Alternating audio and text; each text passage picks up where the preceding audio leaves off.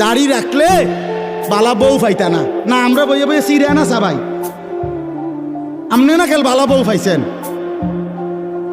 আমরা হুজুররা বসে বসে আপনি কি বনে না খাই উদা?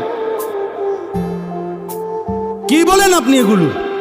এই সমস্ত বাজে কথার কোনো অর্থ আছে কি বলেন না কেন? শয়তানের ধোঁকা ছাড়া আর কিচ্ছু না, নফসের ধোঁকা ছাড়া আর কিচ্ছু না। কেন ছেড়ে দিবেন আল্লাহর নবীর সুন্নাত? হাসরের ময়দানে কেমনে দাঁড়াইবেন বাপ?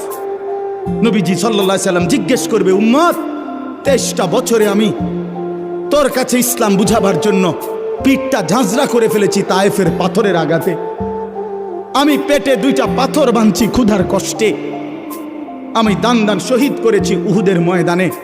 আমার এত কষ্ট, এত রক্ত, আমার এত চোখের পানি, আমার দিবারাত্রির এত কান্না, বিনিময়ে তুমি এটা কি নিয়ে আসলে?